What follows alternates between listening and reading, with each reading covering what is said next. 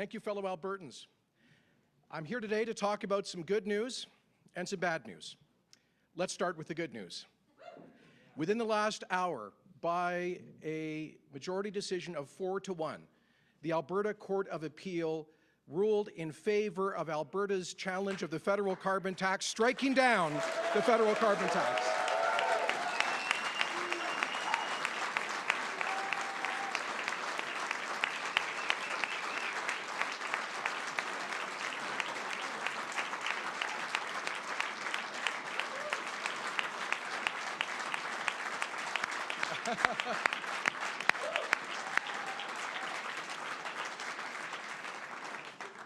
This is a great victory for Alberta and a victory for Canadian federalism.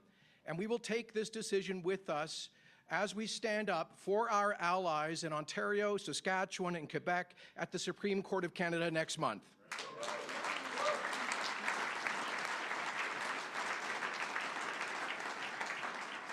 You know, the appeal court referred to the effort to impose this punishing tax on families who fill up their gas tanks to drive to work and heat their homes. They referred to it as a constitutional, what's the language they used here? A constitutional Trojan horse. Well, folks, the Trojan horse ended today. We promised Albertans that we would fight this federal carbon tax. We kept our promise, and today we've succeeded.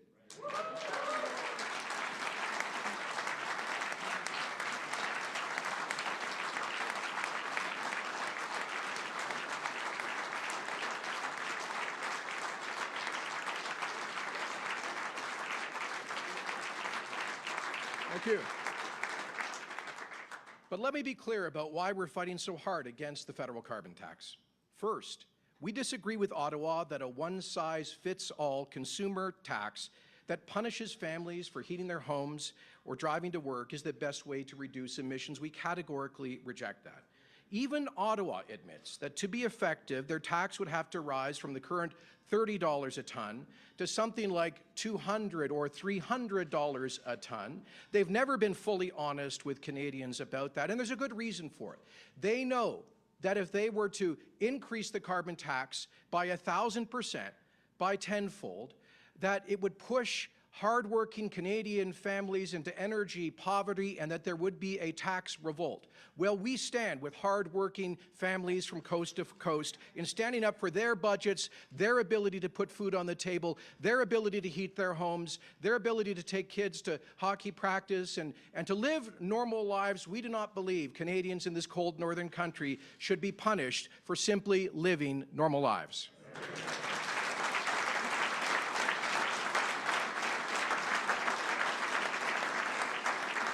Secondly, we do not agree that Ottawa has the power to invoke its general authority in the Constitution to ensure, quotes, peace, order, and good government, to impose such a tax on the provinces.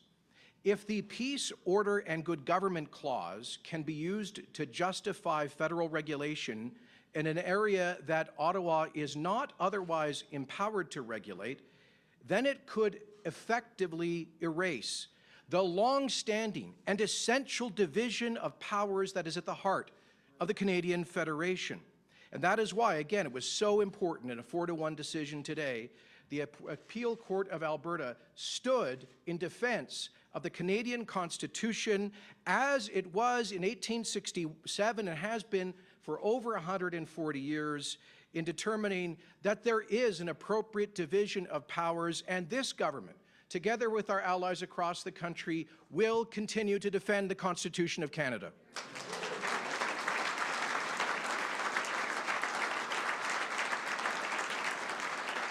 Now, if we didn't do so, then provinces could see their inherent powers usurped by a hostile federal agenda, and we would no longer be sovereign in our own constitutional sphere, but would become vassals of a federal government that it could impose any policy on us in any area at its own whim, regardless of our best interests or the democratic wishes of our citizens.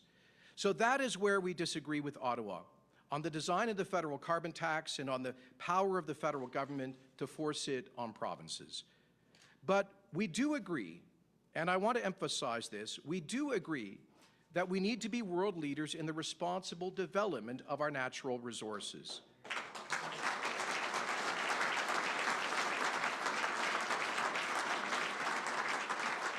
And we agree with the need to reduce emissions across our economy and in our energy sector. But we must be allowed to do it our own way. We will not tolerate Ottawa deciding the future of Alberta's economy.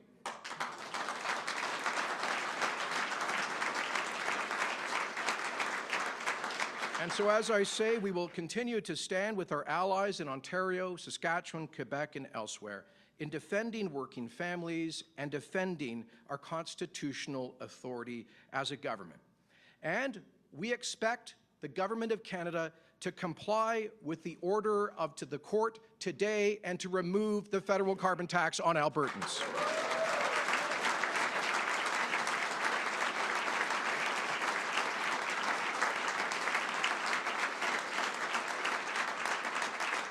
Because, folks, that tax is not really about the environment. At best, it has a almost immeasurable, negligible effect on emissions. As I say, punishing people for living ordinary lives is not sound environmental policy. Let me be clear, though. The Government of Alberta accepts, without reservation, the urgency of combating climate change and reducing greenhouse gas emissions. That is why we kept our commitment to Albertans to implement the technology innovation and emissions reduction plan, and did so at a $30 a ton price, which we project will help to reduce emissions from our economy by 53 megatons over the years to come, partly by imposing that price in an intelligent way on our industry, in a way designed by Alberta for Alberta, but also to create a source of revenue so that we can continue to invest in science and technology, research and development that has a practical effect in reducing emissions and demonstrating that we are world leaders in the environmentally responsible development of natural resources, just as Alberta has done for so long. And we do not get enough credit for this, but this province was the first jurisdiction in North America to impose a price on emissions. It did so over a decade ago. This province has invested billions of dollars in cutting-edge technology that is now well on the way to commercial application, including, for example, the carbon capture storage project at Shell's Scotford refinery, including the cutting-edge carbon capture utilization and storage projects like the carbon trunk line that will help with enhanced oil recovery at, we hope, net minus carbon footprint. We have companies that are investing billions of dollars of their own accord on radically reducing their carbon intensity, Suncor's billion-dollar gas cogeneration power facility being one example of that. And this government has worked hard to find common ground with the Government of Canada on policy that reduces emissions. We worked very hard to achieve an equivalency agreement on our tier program, and I'm pleased that we achieved that in late December.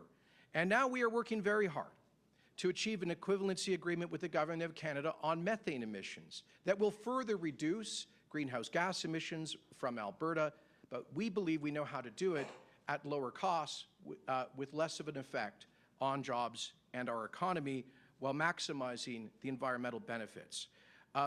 And we've demonstrated this, not just in these areas, but in constructive work with the Government of Canada on wildlife habitat protection, including on caribou and bison. And I want to salute our remarkable Environment Minister for his tremendous constructive efforts in all of these fronts to ensure that we can continue to grow Alberta's economy while demonstrating that we understand our environmental responsibilities. Jason Nixon.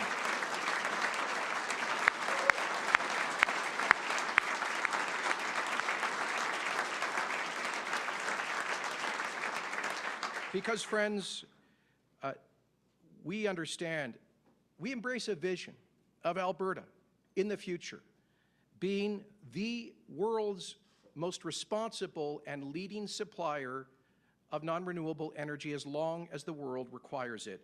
The lowest price, lowest cost, and lowest risk provider of energy. Do you know, even under the International Energy Agency's most aggressive projection for the consumption of oil in the future in terms of compliance with the Paris climate goals and policies, they foresee in the year 2040, 67 million barrels per day of crude oil being consumed. In Canada, we produced 4 million barrels a day, 3 million of that in Canada's oil sands. And so the question is not whether or not the world will continue in the decades to come to continue to need that energy. The question is, where will the energy come from? And the question for us as Canadians is very simple. Will that energy come from this rights-respecting liberal democracy with the highest environmental human rights and labor standards on earth? Or will we surrender global energy markets to the world's worst regimes with no transparency, with radically lower environmental standards, and with little or no respect for human rights? I've said it before, and we will say it every day because it is true that the world needs more Canadian energy.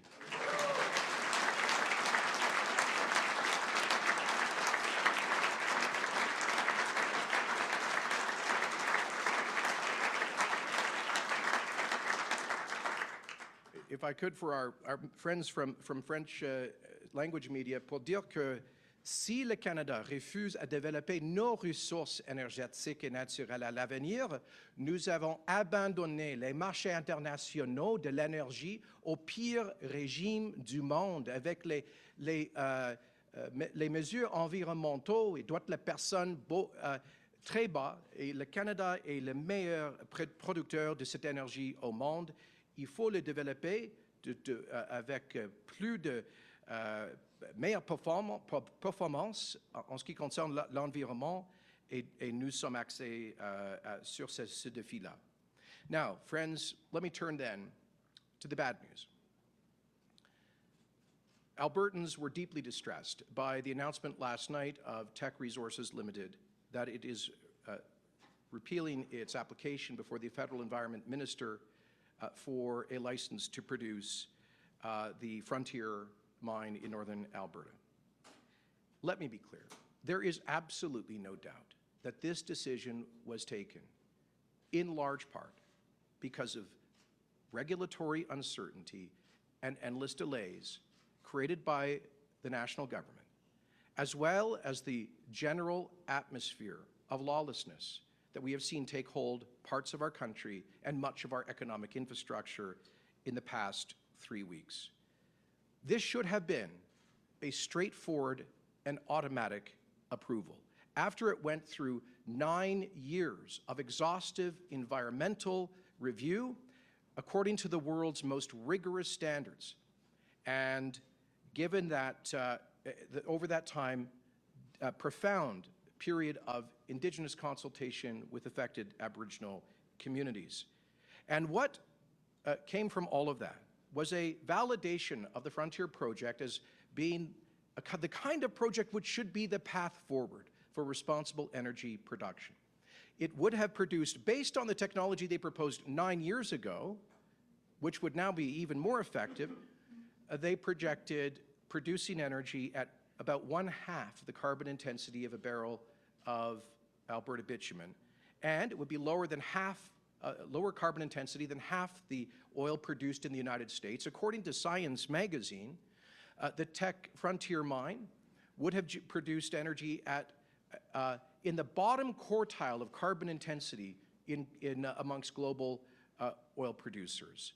It would have applied cutting-edge technology, and it would have been $20 billion investment that would have created $55 billion in revenue for Albertans to pay for healthcare and social programs and to share that revenue across the country as we do. It would have generated an estimated $12 billion in revenue for the Government of Canada. It would have created an estimated 7,000 high-paying full-time jobs during the construction phase and 2,500 operational jobs on a permanent basis. Many of those jobs, hundreds of those jobs for Indigenous people in remote areas. And over time, hundreds of millions of dollars of direct financial benefits to our First Nations communities. All of that ended last night. And this is not isolated. This, as I said to the Prime Minister last night, is part of a pattern of Petronas cancelling its planned $40 billion LNG plant on the West Coast, which would have been the largest direct foreign investment in Canadian history. Enbridge having the Northern Gateway pipeline vetoed and killed after regulatory approval by this federal government, costing that company, that Alberta company, $800 million. This federal government killing the Energy East project, and with it costing another Alberta company, TC Energy, $1 billion. The decision by Teck last night costing that Canadian company $1 billion. And I can tell you, friends, I've been on the phone with major investors with whom we have been working to invest in Canada over the past several months. I've been on the phone with major investors in the past several days who have canceled, frozen, and suspended major projected investments in our economy because of the massive uncertainty created by the appearance of anarchy in parts of this country. And so we send a very clear message. We need national leadership to ensure that Canada is a country characterized by the rule of law. And we are pleased to see that action is finally being taken by police services to enforce court orders in this respect. But Alberta will do its part. And so I am pleased to announce today that tomorrow, following the throne speech, I will table Bill number 1 of the next session of Alberta's legislature, the Critical Infrastructure Defence Act, which will create new stiff penalties for anyone who riots on or seeks to impair critical economic infrastructure, including railways in the province of Alberta.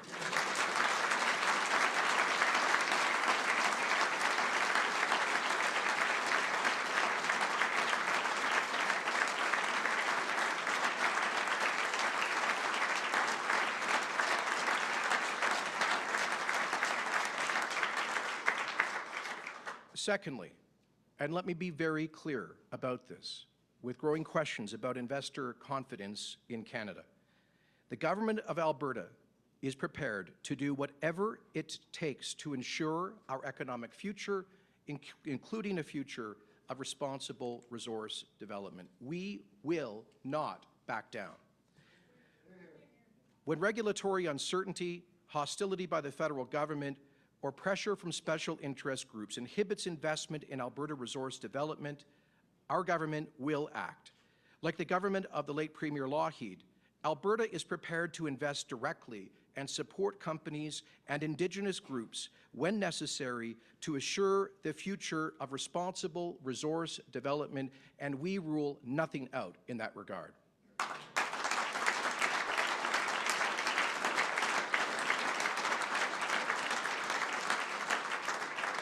After all, even Prime Minister Trudeau said 3 years ago, and I quote, "There is no path to prosperity in Canada that does not include a thriving, vibrant energy sector, both traditional and renewable. I know that our resource industries provide thousands of well-paying middle-class jobs, not just in Alberta, but across Canada and around the world. No country," he said, "would find 173 billion barrels of oil in the ground and just leave them there. The resource will be developed. Our job is to ensure that it is done responsibly, safely, and sustainably," unquotes. Prime Minister, we could not agree more strongly, but we need more than words. We need actions that will restore investor confidence and demonstrate that there is a path forward for the industry that has done more to create middle-class jobs than any other in modern Canadian history. The industry that has done more to create Indigenous employment and opportunity than any other industry. The largest Canadian export industry. The largest subsector of the Canadian economy. An industry that has helped Alberta to share $600 billion of our wealth with the rest of the country, helping to pay for highways and schools, hospitals and social programs from coast to coast. Prime Minister, please know that the people of Alberta will not relent. We insist that the Government of Canada be partners with us in ensuring that we develop those resources and generate that wealth in a responsible way.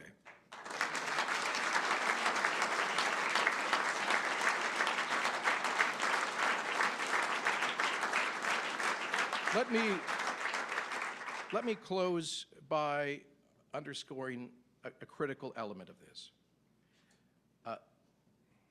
The impact on Indigenous people. Over the past few months, our Minister of Indigenous Relations, Rick Wilson, Minister of Environment, Jason Nixon, senior officials and others worked diligently with great determination to come to a comprehensive agreement with affected Northern Alberta First Nations on the proposed Teck Frontier mine. 14 of the 14 proximate First Nations had given conditional approval after 9 years of outreach by that company. But there were still issues that had not fully been resolved. Issues around managing bison habitat, issues around water monitoring and environmental monitoring, issues around ensuring economic benefits for their people. And so we went to work, in part by leveraging the newly created Alberta Indigenous Opportunities Corporation. As a result of that hard work, as a result of the visionary leadership of the Mikisew Cree First Nation and the Athabasca Chipewyan First Nation, in the past few days, we finalized historic agreements with those First Nations to become enthusiastic supporters of the Frontier Project. I quote from Chief Alan Adam of the Athabasca Chipewyan First Nation, quotes, "After many productive discussions, the Alberta government has responded to our concerns with a comprehensive and meaningful package of action items. I am now confident that this project is a net benefit to my community and the entire region. The environmental and cultural mitigations agreed to are unprecedented for a project of its kind." He went on to say, "Given the recent discussions with the Government of Alberta and their fresh and positive approach, we reconfirm our support of the project and encourage the Canadian government to approve the project without further delay." That was from the Alberta First Nations chief, who historically has been the greatest skeptic about resource development. Ladies and gentlemen, reconciliation with Indigenous people is a moral obligation of our time. Reconciliation does not mean locking Indigenous people into permanent poverty.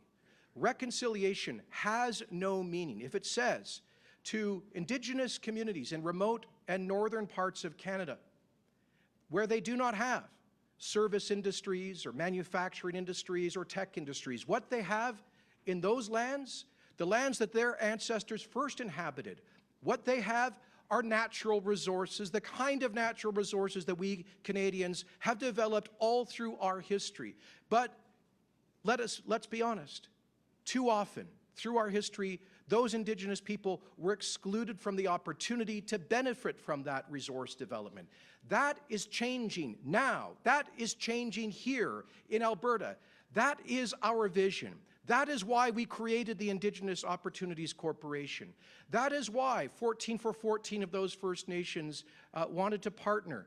That is why we must ensure that First Nations are partners in prosperity so they can move their people from poverty to prosperity by developing the resources that lie below the ground that their ancestors first inhabited. That is why 20 for 20 of the elected First Nations councils in northern British Columbia along the Coastal GasLink project support that project.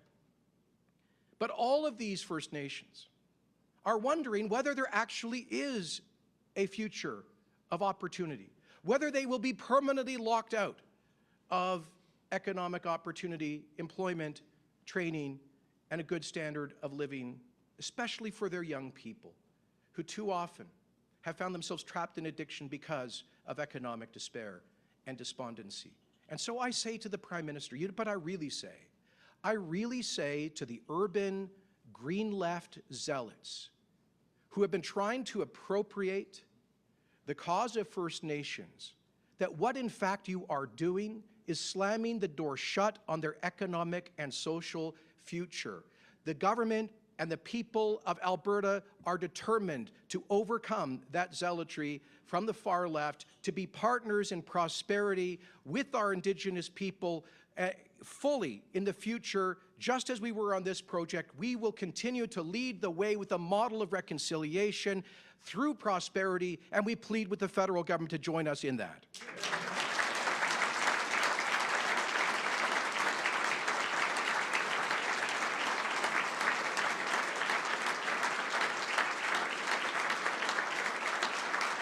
And the other panelists, including and especially my late friend, Chief Jason Goodstriker, for their diligent work.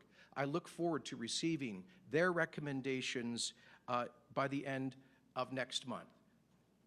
Let there be no doubt, we will act on those recommendations, but we will do so thoughtfully, deliberately, and according to our timelines, not Ottawa's.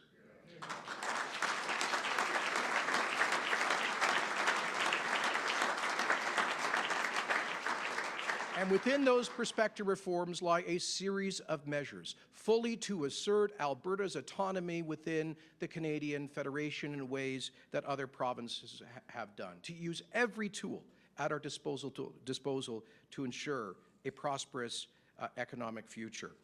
And one of the, in that respect, I can further announce, as will be made clear in tomorrow's throne speech, that one of the first bills introduced in the session of Alberta's legislature that begins tomorrow will be a citizen initiative referendum law that will allow ordinary grassroots Albertans to put onto a province-wide referendum ballot what questions of provincial importance. If there are questions that people think that politicians or the legislature are not willing to address or to take on, the Citizens Initiative Law, which we will introduce in the days to come, will empower the people of Alberta to put on the ballot a vote on critical issues about our future, part of our broader agenda of democratic reform to empower ordinary Albertans. So,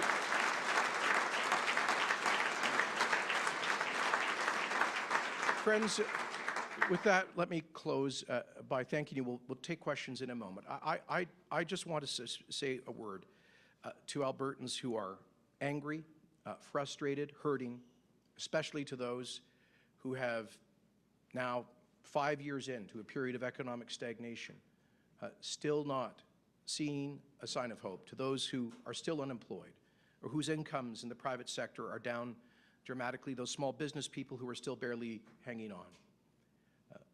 We're here for you. That is why we are fighting. That is why we fought this fight on the carbon tax, and we're going to take it all the way to the Supreme Court of Canada. That is why we are prepared not only to defend, but to use every constitutional power that we have to assert this province and its fight for fairness.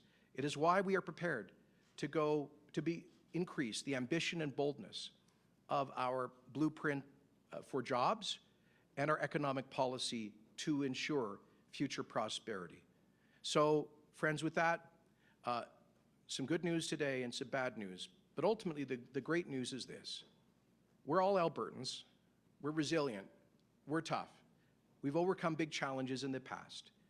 And in solidarity with one another, standing for what is right, we will overcome these challenges for an Alberta that is always in the future a land of opportunity. Thank you very much.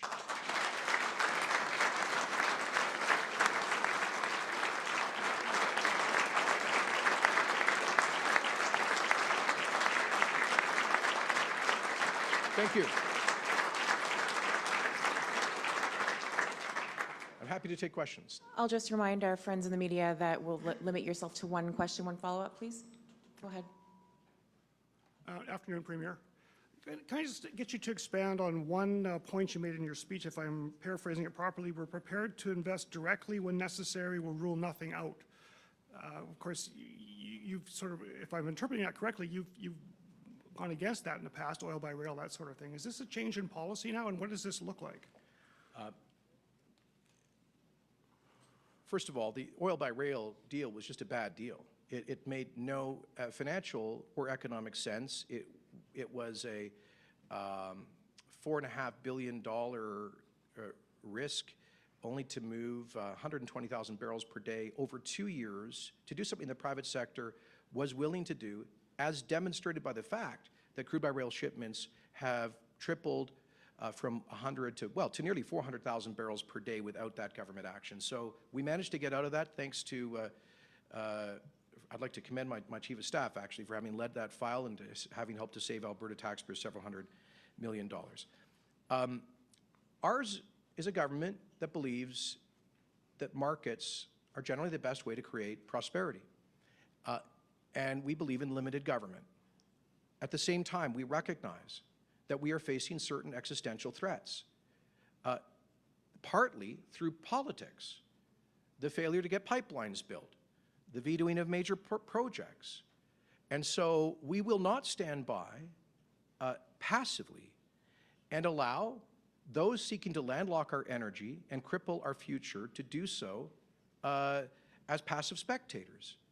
So we will, as a government, be assessing in which ways we may need to ensure future investment in the Canadian energy sector to ensure an economic future for this province. And there will be news to follow on that in the weeks to come.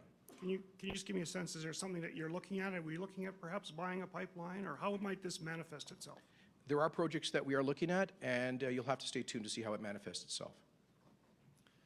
Good afternoon, Premier. My question is in regards to the second bill that you mentioned, the citizens-initiated referenda. Would your government entertain a referendum that is put forward by citizens in regards to secession? Well, the point is that it's not about the government entertaining ideas, it's about what Albertans want on the ballot. The key question on a citizen initiative law is what are the thresholds?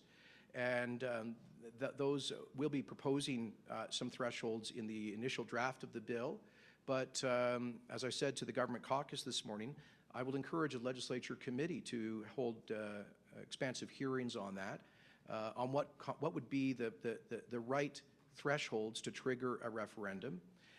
My view is you want thresholds that are sufficiently high that you prevent a frivolous abuse of the initiative process, but low enough that if a significant number of Albertans really believe something is a critical issue, they can get it on the ballot. I note that British Columbia has had a citizen initiative referendum law in place, actually brought forward by, I believe, the NDP in the early 1990s, and it has been used in one case to repeal the harmonization of the PST. So Albertans would be free to put these issues. They would have to be obviously constitutional. I mean, it can't be a referendum to declare that the moon is made of blue cheese or something. It has to be there would be a process to ensure that that referendum questions are of a legal nature. But ultimately, this would be throwing the ball in the court of Albertans to raise issues of importance if they believe the legislature is not doing that. Now, further to that, your government and you yourself are opposed to secession, I believe. How are you going to plan on persuading Trudeau as oil and gas projects are falling like flies? You've tried the carrot with your emissions cap, and I think Albertans thought that was a good olive branch, but you've tried the carrot. What is the stick? Well, There are a number of points. The prospective leverage enumerated in our fair deal package, on which we are currently consulting Albertans through the panel. And one of those is a prospective constitutional referendum to eliminate Section 36, the principle of equalization, from the Constitution Act. One of them is prospectively creating our own Alberta provincial pension plan, which we think would save taxpayers $3 billion a year, allow us to lower premiums. That would help to create jobs. It would also allow us to invest that money out of Alberta in a way that maximizes return for pension beneficiaries in much the same way that Quebec has done for 60 years. Another idea is to cancel the police services agreement with the RCMP for rural Alberta, and prospectively to create an Alberta provincial police force like in Ontario or Quebec. Those are some of the ideas. We will be acting in this upcoming session on one platform commitment, which is to create our own Alberta parole board by withdrawing from our agreement with the Canadian Parole Board with respect to provincial inmates. So I think there are 36 ideas. I think many of them constitute meaningful leverage with the federal government. I say to Albertans who want our government to play all of to use all of these leverage points right now, please understand that we need to be strategic about this. At the end of the day, I don't think most Albertans are interested in getting into an abstract debate about our cultural identity or some endless, wide open constitutional debate. What they want is an economic future. They know that means pipelines, and one of those pipelines is the Trans Mountain expansion, the owner of which is the Government of Canada. So we need to use whatever leverage points we can to ensure the completion of that project and to ensure a future for our economy. And Premier, I just wanted to go back to one of those leverage points you just mentioned, because you brought it up quite a bit during the election campaign, and that was the referendum on equalization. I'm wondering, is this something that you're now, with the withdrawal of the Teck project, willing to commit to for 2021? Is this something that's going to happen now, or is it still just a conditional thing? I could tell you this, I'm much more inclined in that direction today than I was 24 hours ago. However, one of the key criteria we laid out for holding a referendum on equalization was the completion or substantial completion of the Trans Mountain expansion project. And that for us is absolutely essential. And so I await the advice of the Fair Deal panel based on the input provided by tens or hundreds of thousands of Albertans. We reserve the right, as I said in my remarks earlier, to act on our timelines and not Ottawa's. And we reserve the right to accelerate prospectively a vote on that constitutional amendment and some of these other items. But we will choose the timing to suit our best interests, and one of those key interests is the completion of TMX. Just a supplemental to that, I'm curious to get your reasoning behind some of these things that you're talking about. Last night, you mentioned in your statement national unity. You're talking about a referendum on the Constitution now. But one of the things that Teck brought up in their letter was they wanted certainty. They wanted investor certainty. I'm wondering how you square that with, the Alberta Premier talking about threats to national unity, constitutional amendments, referendums. Does that provide investors certainty?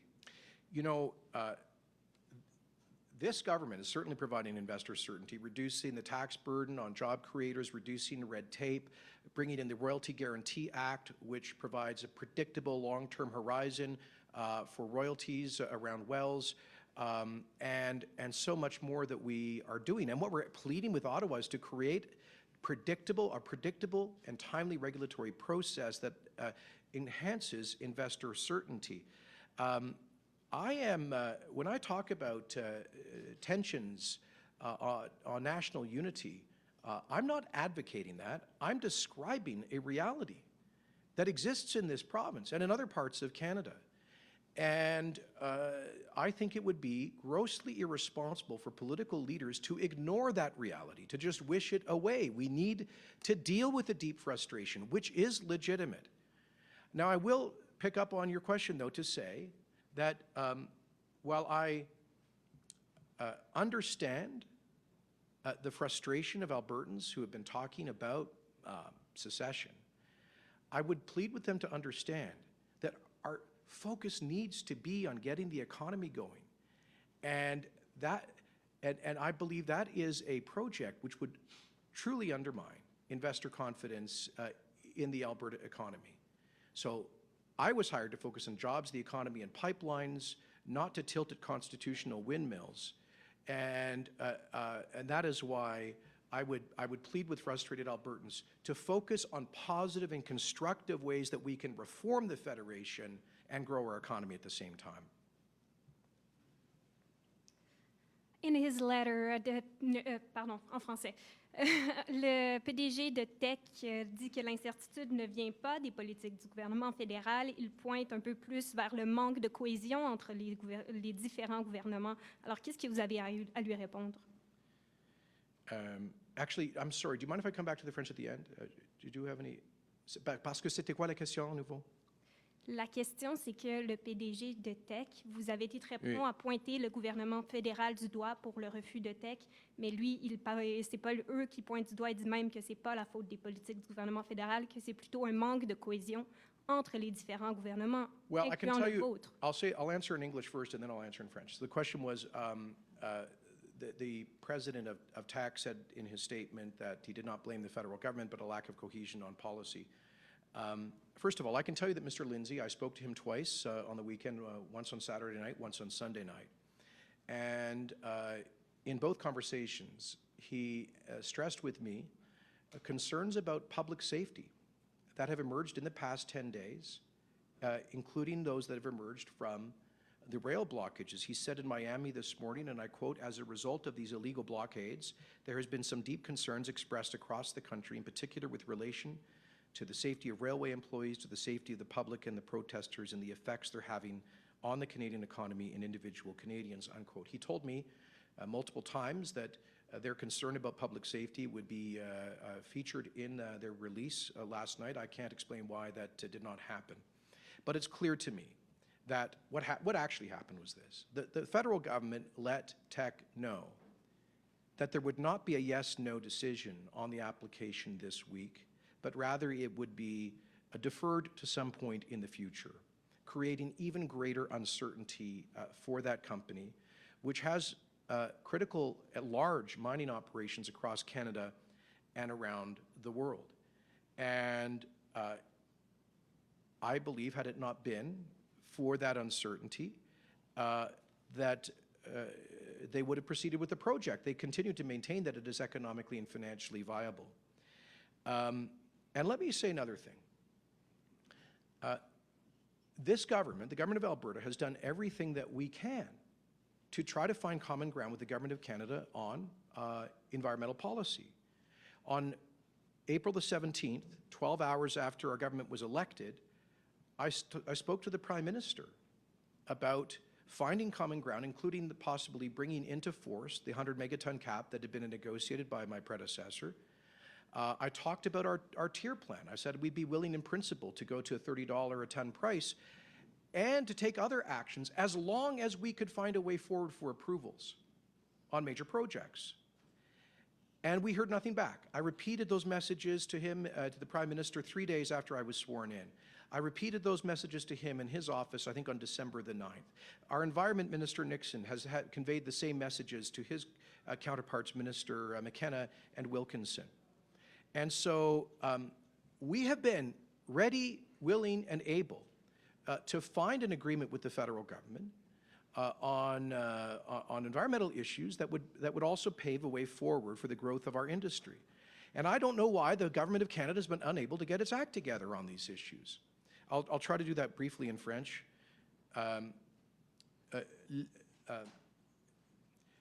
Le président du Teck m'a dit que c'était les enjeux de sûreté publique qui a mené vers cette décision de retirer leur demande auprès du gouvernement fédéral pour les mines frontières.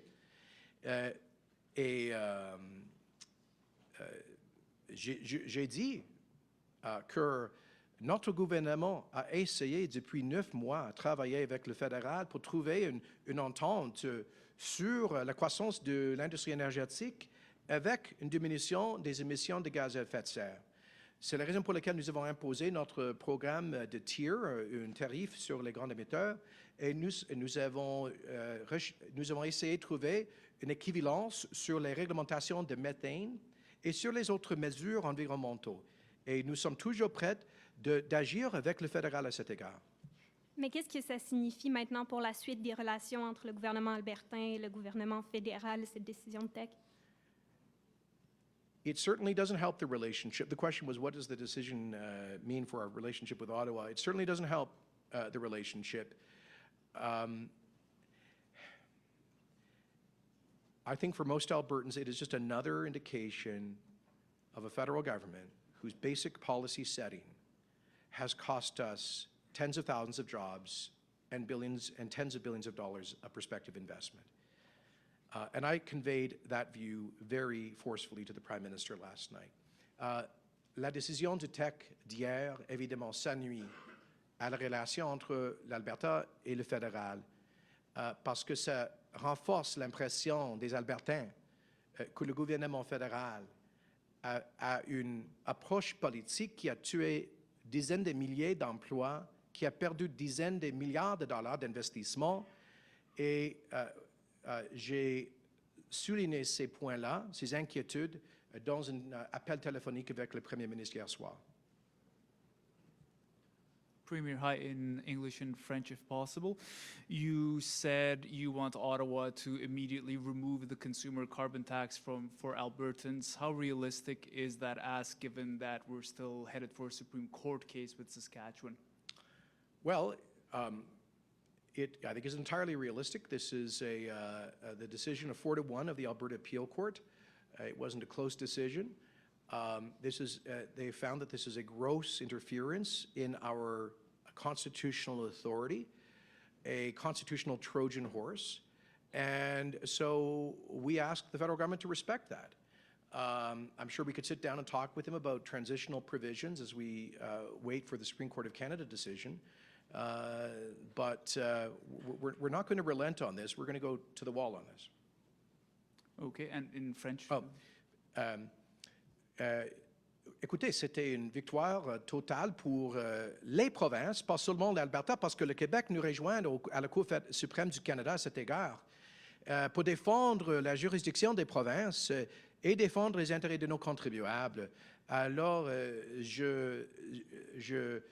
on exige que le fédéral respecte la décision de la Cour d'appel de l'Alberta à cet égard dès que possible. On est ouvert à parler avec eux les choses pratiques, une période de transition, mais j'espère qu'en bout de ligne, ils vont respecter la décision. Okay, follow-up question on your new Bill 1. How much consultation has been done with law enforcement agencies on these new stiffer penalties you're talking about, and what are those penalties, if you can? Well, there will be a full briefing on Bill 1 tomorrow, and you'll be entitled to ask officials that question. There has been consultation. This bill we developed quickly over the course of the past week or 10 days as we observed the virtual anarchy that has broken out, shutting down key elements of Canada's economic infrastructure. We will not tolerate that here. And this bill will underscore that. So you'll be able to see the full bill and its provisions and get a detailed technical briefing on all of that tomorrow. Thank you. Cheers. Hello, Premier Gary Mason from the Globe and Mail. Welcome to Alberta, Gary. Oh, pleasure to be here. I always feel welcome. Mr. Premier, I want to go back to Don Lindsay's letter that he sent to the federal government. In that letter, he said, global markets are changing rapidly and customers are increasingly looking for jurisdictions to have a framework in place that reconciles resource development and climate change. That does not exist here in Canada. I'm just wondering if you're successful in killing the carbon tax at the federal level, that essentially sinks the government's climate plan. How does that make Canada a better place to invest in, if you believe the words of Don Lindsay here? Well, I don't accept the premise of your question, Gary, because the technology innovation emissions reduction levy that we imposed on about half of our economy will, we estimate, over time reduce emissions by about 52 megatons. The best most ambitious estimate of the NDP about the impact of their retail consumer carbon tax was 5 or 6 megatons. So we're basically talking about a fractional. So climate policy, look, I'm sorry, but a lot of columnists, I don't know if you're one of them, but a lot of columnists have bought this notion that a $30 a ton retail consumer carbon tax is the solution to all the problems. Let's be honest. The folks who are advocates of carbon taxes admit, including Environment Canada, and certainly the environmental organizations, openly admit that it has to be at a price point of at least $150 a ton and more like $300 a ton. The UN, the Ipcc says going up eventually to $5,500 a ton. The price has to be so high that it makes heating your home and filling up your gas tank prohibitively expensive. And I submit, Gary, that no government in Canada would get elected or re-elected if it tried to push so many middle-class people into energy poverty. So it is not. That is why I maintain it is not a credible environmental policy. What we are doing, I believe, is focusing on the big emitters, on methane, on technology, on science, that in this province has helped to reduce the carbon intensity of a barrel of bitumen by 1/3 since the year 2000, by I believe 40% since the Kyoto Accord was signed in 1997. These advances have us on path to a further 20% reduction in carbon intensity by the end of this decade out of the Alberta oil sands. We're working on comprehensive methane regulations that will add to that. So, Gary, my point is that in terms of environmental gains, the consumer carbon tax is negligible in its impact, but it does punish people for living normal lives. And I think that's a legitimate policy disagreement. We can work through this. Okay, Premier, a quick follow-up on this plan that you have for the federal or for the provincial government to take a more direct role in some projects. It's no secret that a lot of investors are backing away from fossil fuels. I mean, that's a common story out there. Are you talking about taking an investment role in projects that are having a difficult time finding capital on the open market? Well, we're not ruling anything out, is my answer. On the preamble to your question, I'll say this. Some of the investors that have decided they're not going to lend to, provide insurance, or invest in the Canadian oil sands are perfectly happy to invest in the Saudi energy industry, in the Russian energy industry. They were perfectly happy to capitalize the Russian LNG pipeline to China. They're lining up to get behind the Saudi Aramco IPO. And you know, there's the one famous global bank that said they were boycotting the Alberta oil sands, which immediately thereafter hosted a major global investment conference in Riyadh, Saudi Arabia. So here's my point. Here's my point. I don't see capital leaving oil and gas. I have seen capital leaving the Alberta oil sands. Why? Because we've been held to a double standard. And and frankly, because I think what we've seen is there's been a cynical effort by certain interest groups to conflate the Canadian oil sands with thermal coal, which is completely counterfactual. The truth is, if you look at a company-specific ranking of environmental, social, governance performance by oil and gas producers around the world, companies like Suncor, CNRL, Cenovus, MEG rank at the top of the top, and companies like Saudi Aramco, PetroChina, and Gazprom rank at the bottom. Why then would capital markets allocate capital to the worst performing companies instead of the best performing companies?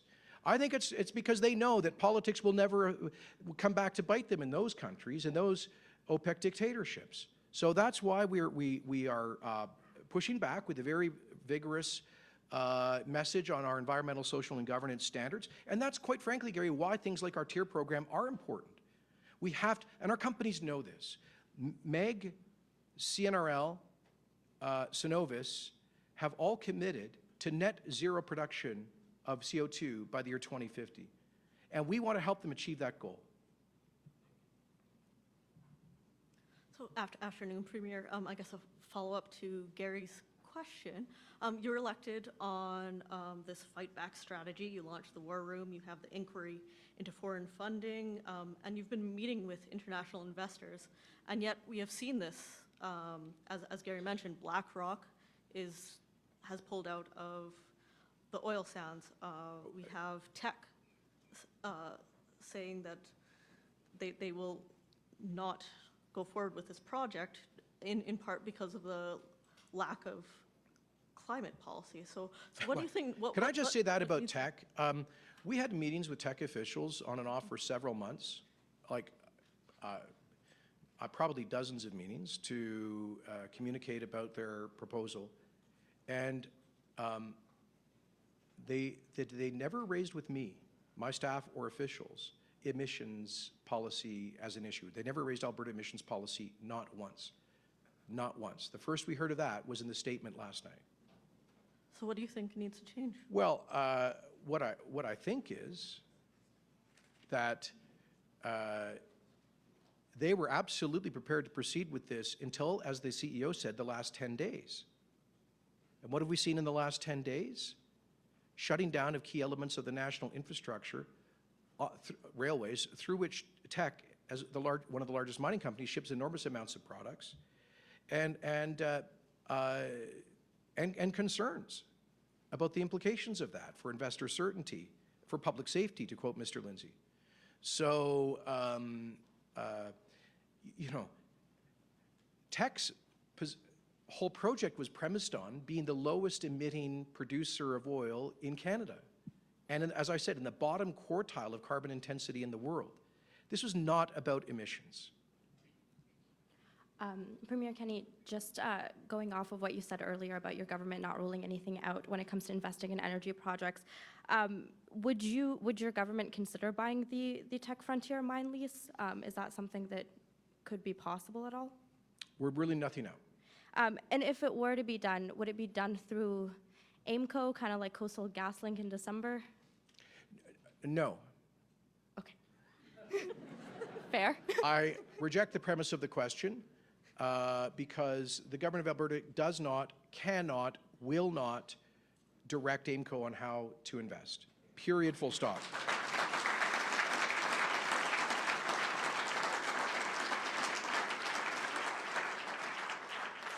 I assume the AIMCO executive investment team, who are world-class, they've been getting great returns, I think over 9 points a year in recent years. They saw a good opportunity there. I think AIMCO, because of where they are situated, they probably see more opportunities in Canada, Western Canada and Alberta than maybe firms in London and New York. And I don't think that's a bad thing. That's how the Caisse de dépôt has operated in Quebec for many years, but we would never direct that fund as to what to invest in. Okay, all right, I think we've exhausted the questions, Christine, and we've probably exhausted all of you guys. So thanks to all of you for your patience here. Look forward to starting a constructive session of Alberta's legislature tomorrow as we continue to keep our promises for Albertans, more promises made and more promises kept. Thank you very much.